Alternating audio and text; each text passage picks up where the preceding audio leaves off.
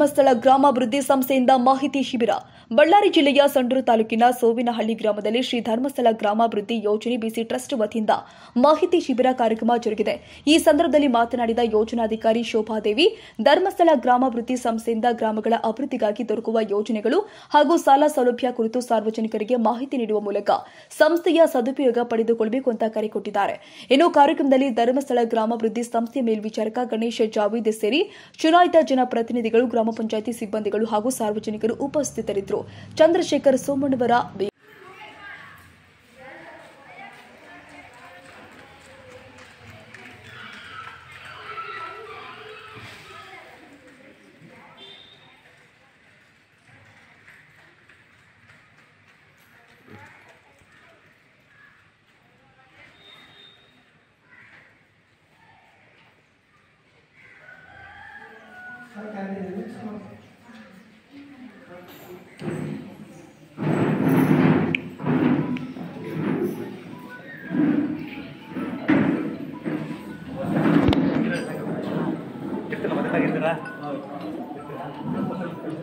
ಒಂದು ಮನೆಯಲ್ಲಿ ಒಂದು ಕುಟುಂಬದಲ್ಲಿ ಒಬ್ಬರು ನಿರಂತರ ನೋಂದಾವಣೆ ಮಾಡಬೇಕು ಅಂತ ಹೇಳಿದ್ವಿ. ಯಾಕೆ ಹೇಳಿ, ಆ ನಿರಂತರ ನಾವೇನು ಮಾಡ್ತೇವೆ ಅಂತ ಹೇಳಿದ್ರೆ, ತಾಯಂದ್ರು ಎಲ್ಲರೂ ತಾಯಂದ್ರು ಏನು ಮಾಡ್ತಾರೆ ಅಂತ ಕೇಳಿದ್ರೆ, ಇತ್ತೀಚಿನ ಜನರಲ್ಲಿ ಜಾಸ್ತಿ ಫೋನು ಮತ್ತು ಟಿವಿಗೆ ನಾವು ಜಾಸ್ತಿ ಮಾಡೋದು.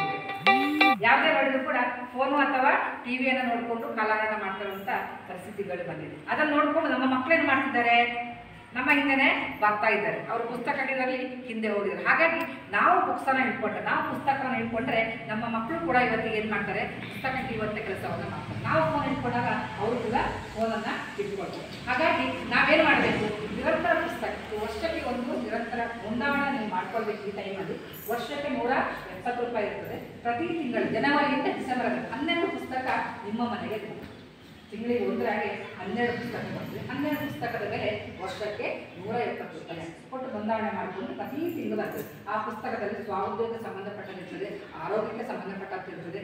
ಇವಾಗ ಇತ್ತೀಚಿನ ಜನರೇಷನ್ಗೆ ಸಂಬಂಧಪಟ್ಟಾಗಿ ವೈಜ್ಞಾನಿಕವಾಗಿ ಯಾವ್ಯಾವ ರೀತಿಯಲ್ಲಿ ಅಭಿವೃದ್ಧಿಯನ್ನು ಹೊಂದಬಹುದು ಅನ್ನುವಂಥ ವಿಚಾರಗಳು ಎಲ್ಲವೂ ಕೂಡ ಆ ಪುಸ್ತಕ ಅಡಗಿರ್ತದೆ. ಜೊತೆಯಲ್ಲಿ ನಮ್ಮ ಸಂಘದಲ್ಲಿರುವ ಸದಸ್ಯರು ಯಾವ ರೀತಿಯಲ್ಲಿ ಅಭಿವೃದ್ಧಿಯನ್ನು ಆಗಿದ್ದಾರೆ. ಅಧ್ಯಯನ ಪ್ರವಾಸಕ್ಕೆಲ್ಲ ಹೋಗ್ತೀರಿ, ಹೌದಲ್ಲ? ಹೋಗಿದ್ದೀರಾ? ಅಧ್ಯಯನ ಪ್ರವಾಸಕ್ಕೆಲ್ಲ ಹೋದವರಿದ್ದೀರಿ? ನಿಮ್ಮನ್ನ ಕರ್ಕೊಂಡು ಹೋಗ್ಲಿಲ್ವಾ? ಅಧ್ಯಯನ ಪ್ರವಾಸಕ್ಕೆ ಹೋದ್ರೆ ಅಲ್ಲಿ ಒಂದಷ್ಟು ನಿಮಗೆ ನಮ್ಮ ಸದಸ್ಯರು ಸಂಘದಿಂದ ಲೋನನ್ನು ಪಡ್ಕೊಂಡು ಸ್ವಉದ್ಯೋಗನ ಮಾಡಿ ಯಾವ ರೀತಿಯಲ್ಲಿ ಬದುಕನ್ನು ಕಟ್ಟಿಕೊಂಡಿದ್ದಾರೆ ಅನ್ನುವಂಥದ್ದಕ್ಕೆ ನಿಮ್ಮನ್ನು ಅಧ್ಯಯನ ಪ್ರವಾಸಕ್ಕೆ ನಾವು ಕರ್ಕೊಂಡು ಹೋಗ್ತೀವಿ. ಅಂದರೆ ಅಲ್ಲಿ ಹೋಗಿ ಅವರನ್ನು ನೋಡ್ಕೊಂಡು ಬಂದು ನೀವು ಇಲ್ಲಿ ಅನುಷ್ಠಾನ ಮಾಡಿ ನಿಮ್ಮ ಕುಟುಂಬ ಕೂಡ ಅಭಿವೃದ್ಧಿ ಆಗ್ತದೆ ಅಂತ. ಯಾಕೆಂತ ಕೇಳಿದ್ರೆ, ನಾವೆಲ್ಲ ಸಂಘಕ್ಕೆ ಸೇರ್ಕೊಂಡ ಉದ್ದೇಶ ಏನು? ಯಾಕೆ ನಾವೆಲ್ಲ ಪದಾಧಿಕಾರಿಗಳಿದ್ದೇವೆ, ಯಾಕೆ ನಾವು ಸಂಘಕ್ಕೆ ಸೇರ್ಕೊಂಡಿದ್ದೇವೆ? ಸಂಘಕ್ಕೆ ಸೇರ್ಕೊಂಡ ಉದ್ದೇಶ ಏನು? ನಮ್ಮ ವೈಯಕ್ತಿಕ ಅಭಿವೃದ್ಧಿಗಾಗಿ. ಹೌದಾ? ನನ್ನ ಕುಟುಂಬದ ವೈಯಕ್ತಿಕ ಅಭಿವೃದ್ಧಿಗಾಗಿ ನಾನು ಸಂಘಕ್ಕೆ ಸೇರ್ಕೊಂಡಿದ್ದೇನೆ. ಸರಿಯಾ? ಸರಿ ಅಲ್ವಾ? ಹಾಗಿರುವಾಗ ಸಂಘಕ್ಕೆ ಸೇರ್ಕೊಂಡ ಮೇಲೆ ನಾವು ಏನಾದರೂ ಅಭಿವೃದ್ಧಿ ಆಗಲೇಬೇಕು. ಪೂಜ್ಯರ ಕನಸು ಕೂಡ ಆಗಬೇಕು. ಅವರು ವೈಯಕ್ತಿಕವಾಗಿ ಅಭಿವೃದ್ಧಿಯನ್ನು ಹೊಂದಬೇಕು. ಅಭಿವೃದ್ಧಿನ ಹೊಂದಿದ ನಂತರದಲ್ಲಿ ಅವರು ಸಂಘದಲ್ಲಿ ಇರಬೇಕಾಗಿಲ್ಲ. ಮೊನ್ನೆ ಒಬ್ಬರು ನಮ್ಮ ಸಂಘದ ಸದಸ್ಯರು ಸಂಡೂರಲ್ಲಿ ಪಾಪ ಆ ತಾಯಿ ತರಕಾರಿ ಮಾಡ್ತಾ ಇದ್ರು. ತರಕಾರಿ ಮಾಡಿ ಮಗಳನ್ನ ಏನು ಮಾಡಿ ಎಲ್ಲೂ ಕೂಡ ಅವ್ರಿಗೆ ಸಾಲ ಸಿಗ್ತಾ ಇರಲಿಲ್ಲ. ಪ್ರತಿ ವರ್ಷ ನಮ್ಮಲ್ಲೇ 2 ಲಕ್ಷ ಸಾಲ ತಗೊಳ್ತಾ ಇದ್ರು.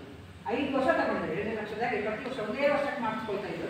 5 ವರ್ಷ ತಗೊಂಡು ಕಾರಣ ಇಷ್ಟೇ, ಮಗಳನ್ನು ಇಂಜಿನಿಯರಿಂಗ್ ಮಾಡಿಸ್ತಾ ಇದ್ರು. ಇವಾಗ ಮಗಳಿಗೆ ಜಾಬ್ ಸಿಕ್ಕಿತ್ತು.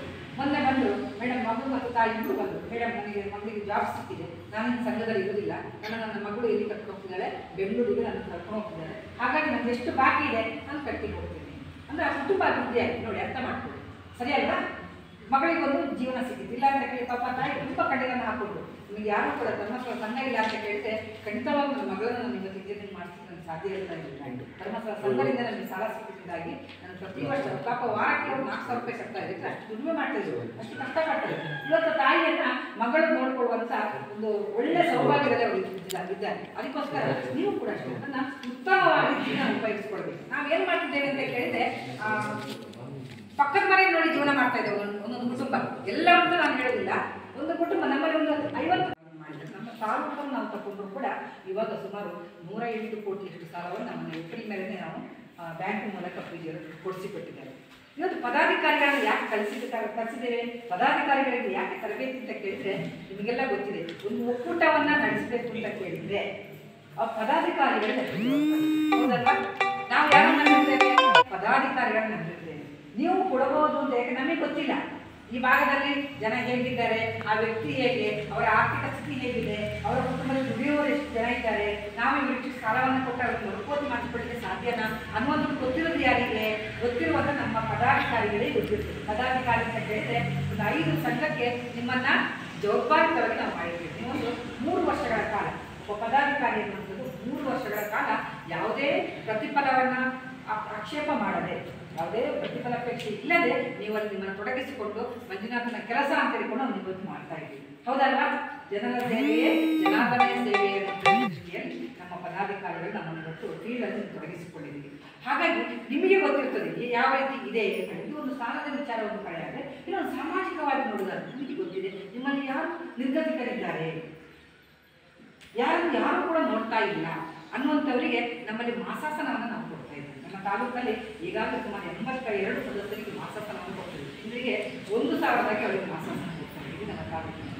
ಹಾಗಾಗಿ ನಿಮಗೂ ಅದನ್ನೇ ಕೊಡ್ತಾರೆ. ಯಾರು ನಿಮ್ಮ ಅಕ್ಕಪಕ್ಕದಲ್ಲಿದ್ದರೆ, ಯಾರು ನೋಡ್ಕೊಳ್ಳಲ್ಲ, ಅವರಿಗೆ ಮಕ್ಕಳಿಲ್ಲ ಅಥವಾ ಗಂಡ ಹೆಂಡತಿ ಇಬ್ಬರೇ ಇದ್ದಾರೆ, ವಯಸ್ಸಾಗಿದೆ, ಅವರಿಗೆ ದುಡಿಲಿಕ್ಕೆ ನಿಶಕ್ತರಾಗಿದ್ದಾರೆ ಅಂಥವರಿಗೆ ನೀವು ಗುರುತಿಸಿಕೊಟ್ರೆ ನಾವು ಅವರಿಗೆ ತಿಂಗಳಿಗೆ 1,000 ಮಾಸಾಸನ ಕೊಡುವ ಕೆಲಸವನ್ನೇ ಮಾಡ್ತಾ ಇದ್ದೀವಿ. ಅದರ ಜೊತೆಯಲ್ಲಿ ಅವರಿಗೆ ಮಾಸಾಸನ ಬರ್ತಾ ಇದೆ, ಇರಲಿಕ್ಕೊಂದು ನೆಲ ಇದೆ, ಆದರೆ ಆ ಸೂರ್ಯನ ಬದುಕಲಿಕ್ಕೆ ಅವರಿಗೆ ಆಗ್ತಾ ಇಲ್ಲ. ಅಂದರೆ ಮಳೆ ಬಂದರೆ ರಕ್ಷಣೆ ಇಲ್ಲ, ಚಳಿಯಿಂದ ಅವರಿಗೆ ರಕ್ಷಣೆ ಇಲ್ಲ ಅಂತ ಹೇಳಿದರೆ ನಮ್ಮ ಸಂಸ್ಥೆಯ ಮೂಲಕ ಅವರಿಗೆ ಒಂದು 1 ಲಕ್ಷದಷ್ಟು ಹಣವನ್ನು ಖರ್ಚು ಮಾಡಿ ಅವರಿಗೆ ಆ ಮನೆಯ ಒಳಗೆ ಇರಲಿಕ್ಕೆ ನಾವು ವ್ಯವಸ್ಥೆಯನ್ನು ಮಾಡಿಕೊಡ್ತೀವಿ. ಚೆನ್ನಾಗಿ ಅಚ್ಚುಕಟ್ಟಾದಂಥ ಒಂದು ಗೋಡೆಯನ್ನು ನಿರ್ವಹಿಸಿ ಅದಕ್ಕೊಂದು ಮೇಲೆ ಶೀಟ್ ಎಲ್ಲ ಹಾಕಿ ಟಾಯ್ಲೆಟ್ ಬಾತ್ರೂಮ್ ಎಲ್ಲ ಅವರಿಗೆ ಒಳಗಿಂದ ಅವರು ಹೊರಗಡೆ ಹೋಗ್ಬಾರ್ದು, ಮನೆ ಒಳಗೇ ಎಲ್ಲವೂ ಕೂಡ ವ್ಯವಸ್ಥೆ ಇರುವ ರೀತಿಯಲ್ಲಿ ನಾವು ಅವರಿಗೆ ಮಾಡಿಕೊಡ್ತೇವೆ. ಇದನ್ನು ನಿಮಗೆ ಗುರುತಿಸಿಕೊಡಿ ಅಂತ ನಾನು ತಿಳಿಸ್ತೀನಿ. ಅದರ ಜೊತೆಯಲ್ಲಿ ಜನಮಂಗಲ ಕಾರ್ಯಕ್ರಮಗಳು ಈಗ ನೋಡಿ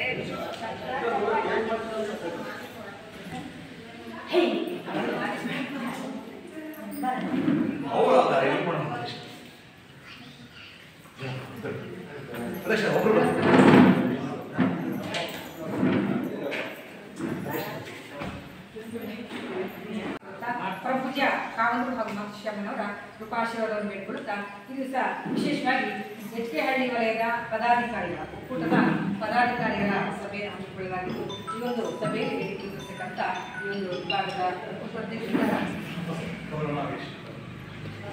ಅಧ್ಯಕ್ಷರಾದಂಥ ಕಮಲಮ್ಮ ಅವರೇ, ಹಾಗೆಯೇ ಒಕ್ಕೂಟದ ಕಾರ್ಯದರ್ಶಿಗಳು, ಗ್ರಾಮ ಪಂಚಾಯತ್ ಸದಸ್ಯರೇ, ಗ್ರಾಮ ಪಂಚಾಯತಿ ಸದಸ್ಯರೇ, ಅದೇ ರೀತಿಯಲ್ಲಿ ವೇದಿಕೆ ಬರ್ತಕ್ಕಂಥ ಪದಾಧಿಕಾರಿಗಳು, ತಾಲೂಕಿನ ಲೆಕ್ಕ ಪರಿಶೋಧಕರೇ, ವಲಯದ ಮೇಲ್ವಿಚಾರಕರು, ಹಾಗೆ ಆಗಮಿಸಿದಂಥ ಒಕ್ಕೂಟದ ಪದಾಧಿಕಾರಿಗಳೇ ಮತ್ತು ಎಲ್ಲ ಈಗೆಲ್ಲ 11 ವರ್ಷಗಳಿಂದ ಬಳ್ಳಾರಿ ಜಿಲ್ಲೆಯ ಸಂಡೂರು ತಾಲೂಕಿನಲ್ಲಿ ಶ್ರೀಕ್ಷೇತ್ರ ಧರ್ಮಸ್ಥಳ ಗ್ರಾಮಾಭಿವೃದ್ಧಿ ಯೋಜನೆ ಒಳ್ಳೆಯ ರೀತಿಯಲ್ಲಿ ಉತ್ತಮ ರೀತಿಯಲ್ಲಿ ಎಲ್ಲ ಸಾಮಾಜಿಕ ಕಾರ್ಯಕ್ರಮಗಳನ್ನು ನಡೆಸಿಕೊಂಡು ಬರ್ತಾ ಇದೆ. ಆವಾಗ ಆ ಒಂದು ಚಿಂತನೆ ಎಲ್ಲವರಿಂದ ಕಾಣಿಸಿ 10 ರೂಪಾಯಿ ಕಿರಿಯರಿದ್ದಾರೆ, ಎಲ್ಲ ನಮ್ಮ ದುಡ್ಡು ಎತ್ಕೊಂಡು ಹೋಗ್ತಾರೆ, ನಾವೆಲ್ಲೇ ಹೋಗ್ಬೇಕು ಅಂತ ಎಷ್ಟೋ ಏನು ಅಪನಂಬಿಕೆ ಅಂತ ಅಂತೂ ಧೈರ್ಯ ಮಾಡಿ ಹೋದ್ರೆ 10 ರೂಪಾಯಿ ಅಂತ ಕಟ್ಟಿದವರಿದ್ದಾರೆ. ಹೌದಾನೆ? ಒಪ್ಕೊಳ್ತೀರಲ್ವಾ? ಒಪ್ಕೊಳ್ತೀವಿ.